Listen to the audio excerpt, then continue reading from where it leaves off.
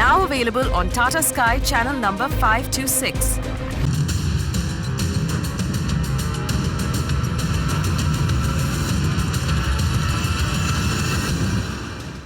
Hello and welcome to the property news here on Magic Bricks, now India's first property channel. I'm Krishna Kumar. Let's take a look at the top stories that we're tracking over here. No takers for the Kingfisher house in Mumbai. Sources tell us bidders see the 150 crore rupee reserve price as way too high. The building has been put on the block by bankers looking to recover their dues from Vijay Mallya. All eyes on Karnataka and Maharashtra's Budget 2016. Big ticket allocations for affordable housing, infrastructure and urban development are expected. The NGT cracks the whip. The tribunal asks the Mumbai Metro Rail Corporation to stop all construction in RA Colony until they give a verdict. Also on the show, our special series, Looking Beyond Metros. And today, we tell you all about the Bhuvaneshwar market. You do not want to miss that one.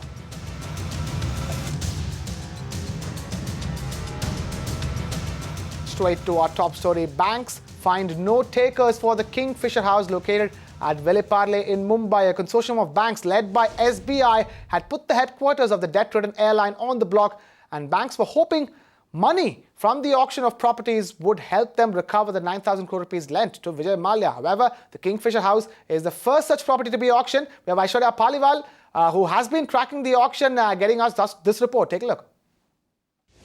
The SBI-led consortium of banks did not receive even a single bid for the auction of Kingfisher house.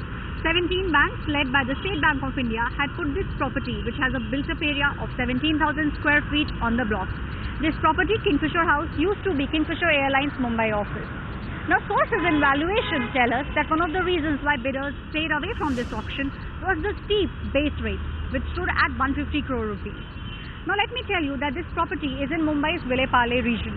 The average commercial property rate in this area is anywhere close to 28,000 rupees per square foot. Even if we take this rate, this building, which has a built-up area of 17,000 square feet, would peg the market value at 50 crore rupees.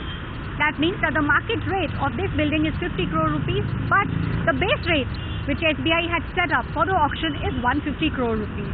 Now, Vijay Mallya owes banks close to 9,000 crore rupees, and this auction was a bid by the consortium to recover some of their dues. On to the other big story that we're tracking over here. The Maharashtra government's second budget will be announced on the 18th of March, and a majority of citizens are expecting the focus to be on infrastructure and less taxes. We tell you what was announced in 2015 and what are the broad expectations. We have Ruchi Deshpande getting us those details. Have a look. The Maharashtra government will present its budget on the 18th of March, that is tomorrow. What is unique about this budget is that it's the first time the government has invited the citizens to go and vote on mygovernment.in and tell the government as to where they want the budgetary allocation to be for this year, that is 2015 to 2016. The State Minister for Revenue for the state of Maharashtra also said that the two most important things that received the most amount of votes was the fact that the citizens want to reduce taxation as well as more infrastructure projects, budgetary allocation for them in this year, that is 2016. Now, besides this, there are a lot of expectations from what was allocated in 2015 to what is expected in 2016. Two major things that we are focusing on is housing as well as infrastructure. Now, housing, the outlay will stay constant according to sources from Maharashtra government as to what it was in 2015. Remember that the Maharashtra government allotted around 884 crore rupees for the housing schemes in the state. This will largely remain the same this year, that is 2016, because no new schemes will be introduced in housing. Moving on to infrastructure, the major allocation for the Maharashtra government made last year was in terms of infrastructure, and especially the metro projects in Pune, Mumbai as well as Nagpur. Now, the budget allotted last year for this was roughly 409 crore rupees, and while the Nagpur as well as Mumbai metros do not have any problems regarding the funding for this year, Pune metro needs an additional 10 crore rupees to get the project started in the first place. So let's see how and what the Maharashtra government allocates tomorrow in its state budget. All right. Meanwhile, the state of Karnataka's budget 2015-16 promised plenty for citizens across the state. with a special focus on its capital, Bengaluru. Despite allocating funds for infrastructure, the metro and the city's water bodies, very little has transpired on the ground. What was promised and what was delivered? What can you expect from this year's budget? Is this year's budget going to be any different? Amita Balachandra gets us those details.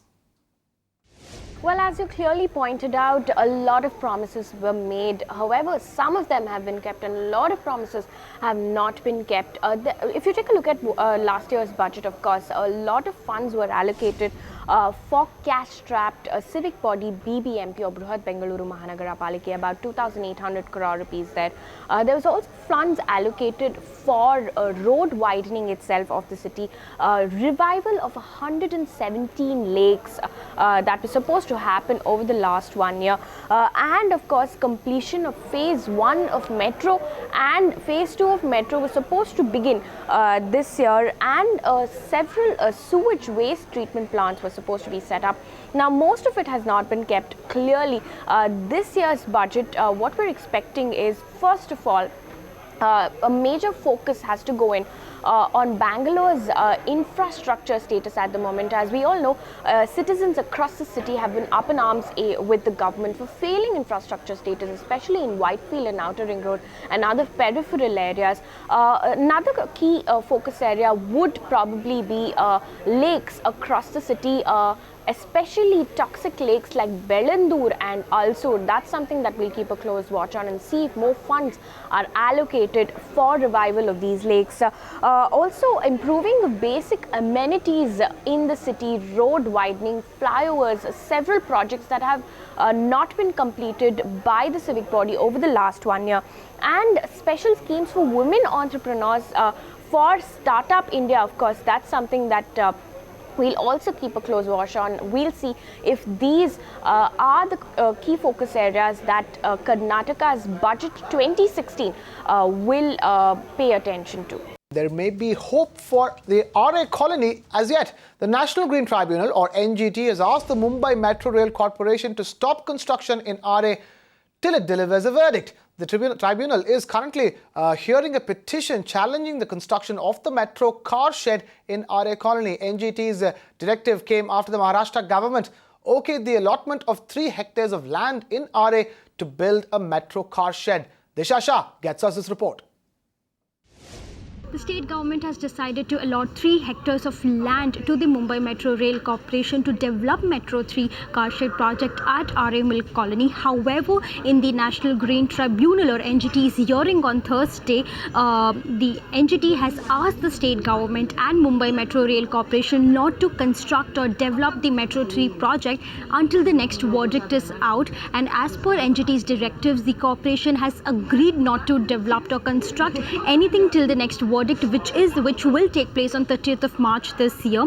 Just to give you a bit of a background, Mumbai Metro Rail Corporation wants to develop a Metro 3 car shed project at RA Milk Colony utilizing 30 hectares of land, which did not go quite well with the citizens staying out there, who believe that this will affect the ecosystem at large. And then they went on and filed a PIL against the Mumbai Metro Rail Corporation, and after which NGT put a status quo saying that no development will take place in RA till the next verdict is out.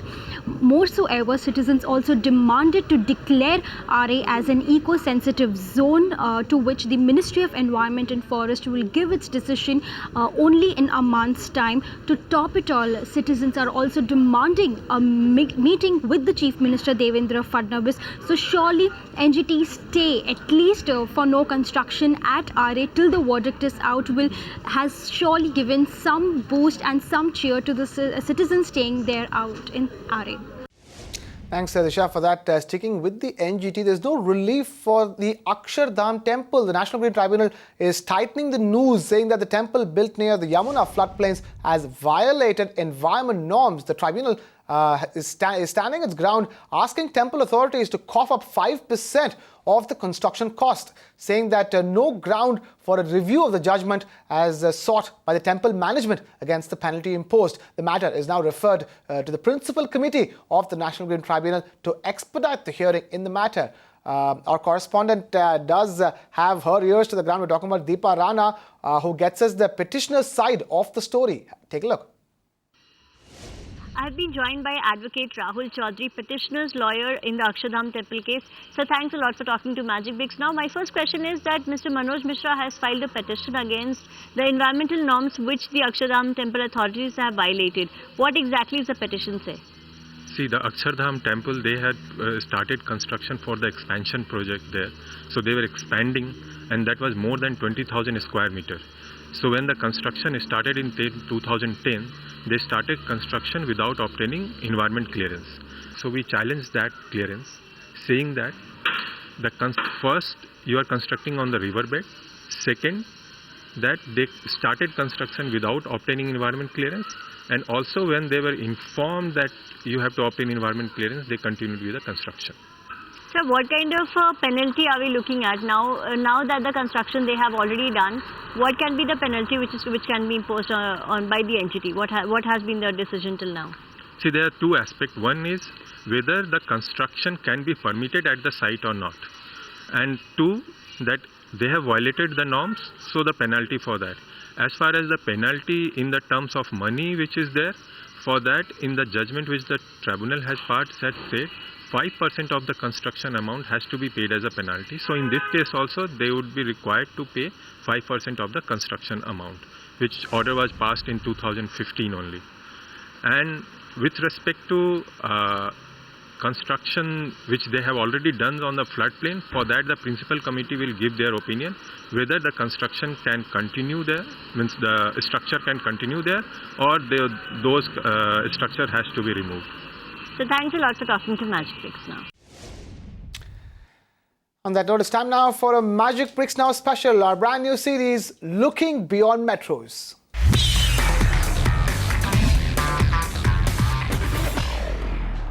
This is where we get you the lowdown on locations that offer homes in the sub 50 lakh rupees budget. You would recall that the Finance Minister announced an additional tax exemption on home loans for first-time home buyers in that budget, providing homes costing under 50 lakh rupees with incentives. And today, we'll talk about the city that stood #1 on the Smart City list. That's right.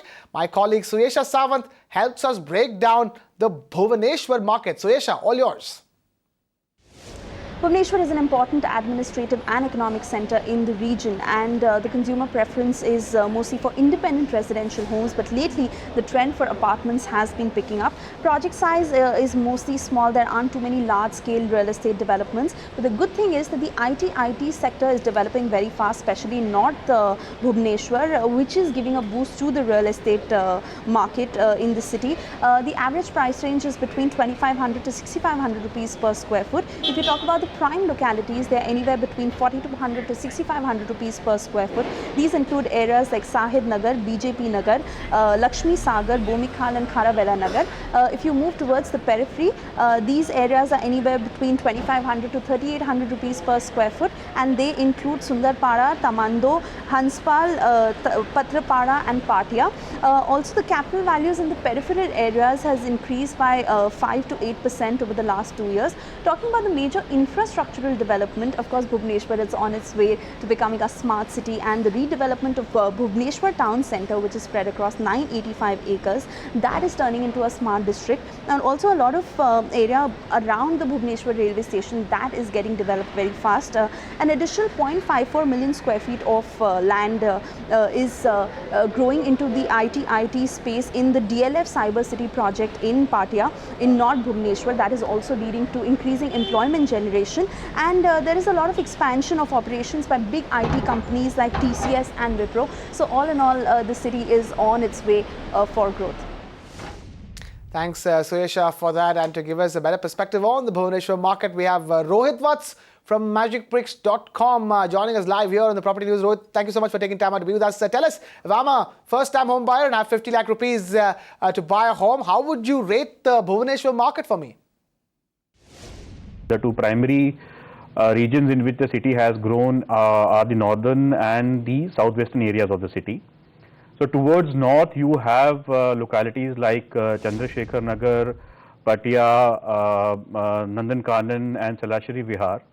And towards southwest actually, you have localities like Pathrapada, Kalinganagar, and Khandagiri, which are the peripheral areas where the new development has gone. All right, Rohit, let's talk specifics. What are the areas you would recommend in Bhuvaneshwar, and more importantly, how much appreciation is one likely to see in the next 3 to 5 years?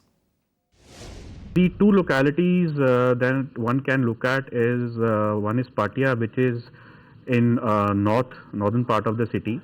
Now this is a peripheral locality which, as per Magicbricks data, is one of the most sought after locations by consumers looking to purchase a residential home for themselves. The price in that locality presently is 3,000 rupees per square foot. And one needs to understand that this particular locality is in the vicinity of the IT corridor of Bhuvaneshwar, where you have campuses by IT majors like Wipro, Infosys, TCS, as well as private IT, ITS office space development by DLF. The second locality is Khandagiri, which is towards the southwest corner of the city, where the present price is rupees 3,200 per square foot. Right, Rohit, one last thing, of course, before we let you go, tell us what are the risks as far as the Bhuvaneshwar market is concerned for an investor? The consumer in Bhuvaneshwar needs to understand that the market has been slow, and it is likely to remain that way in the short to medium term. So if you're looking to invest in the real estate market, please have a long-term horizon in mind. Another important point is that since Bhuvaneshwar has topped the list of smart cities that was selected, there is going to be a lot of buzz around this particular aspect. But it is important that the consumer identifies the core area where the smart city development or infrastructure improvement is going to impact, and accordingly take a call whether those areas are within his interest and the budget segment. All right, Rohit, let's leave it at that. Rohit Vats of magicbricks.com. Thank you so much for taking time out to be with us here on the Property News.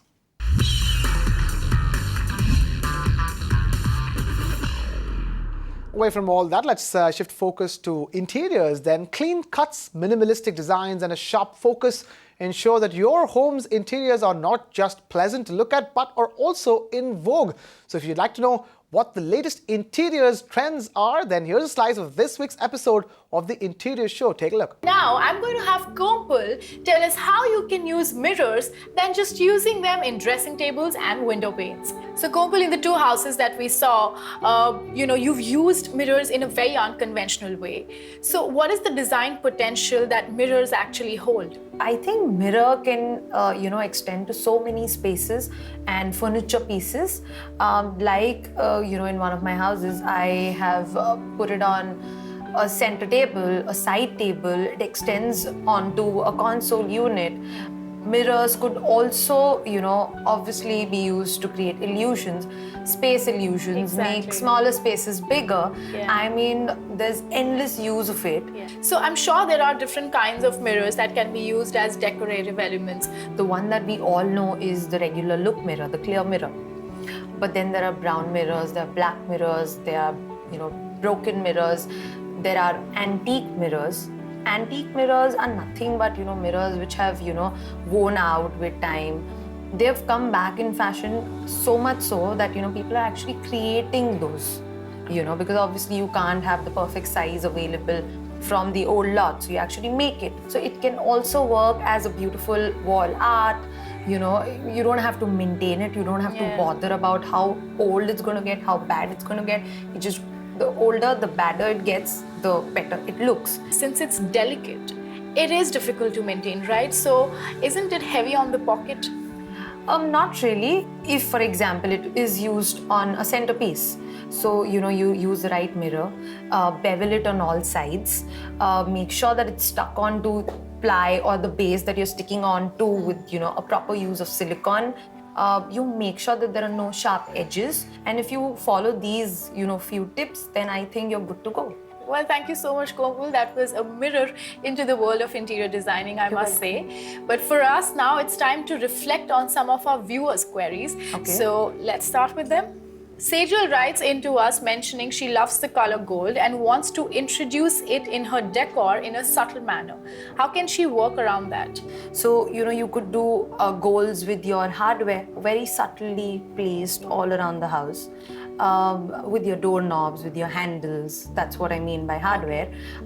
Then, gold could be introduced in your chandeliers, your, lights. It could also be used with your cushions, your accessories. Yeah, basically using them subliminally. Yes. Let's move on to Tarun from New Delhi. He says, I want a cool and a peppy feel for the wall without using wallpaper or paint. What is the option that is available? You could have different kinds of, wall art done. You could have wall decals, wall tattoos. That's something which is, really cost effective. You don't need to plaster the entire wall.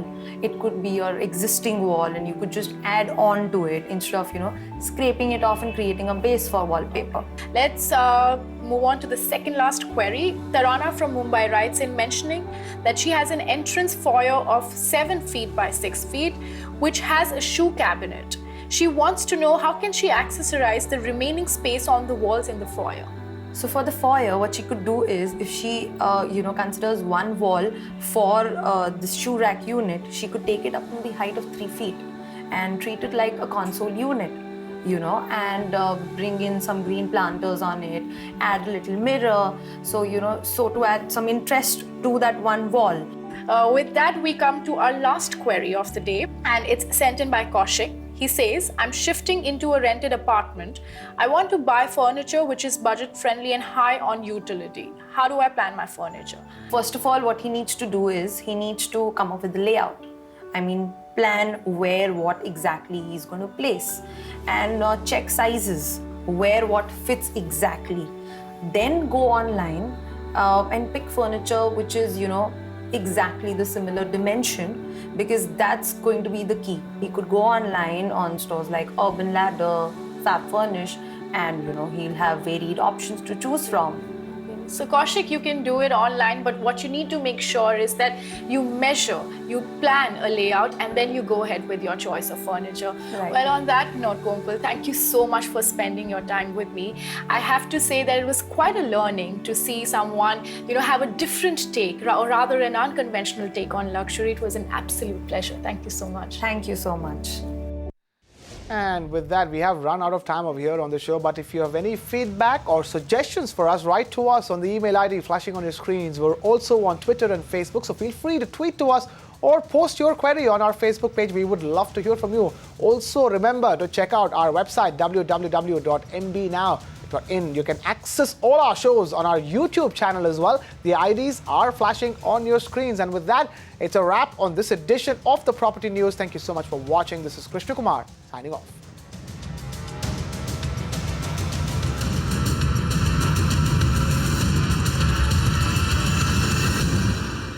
You can watch live TV on our website mbnow.in. Find us on Facebook at facebook.com/magicbricksnow. And don't forget to click the like button. You can also follow us on Twitter at magicbricksnow. To stay updated with all our programming, hit the subscribe button on our YouTube channel by logging on to youtube.com/magicbricksnow.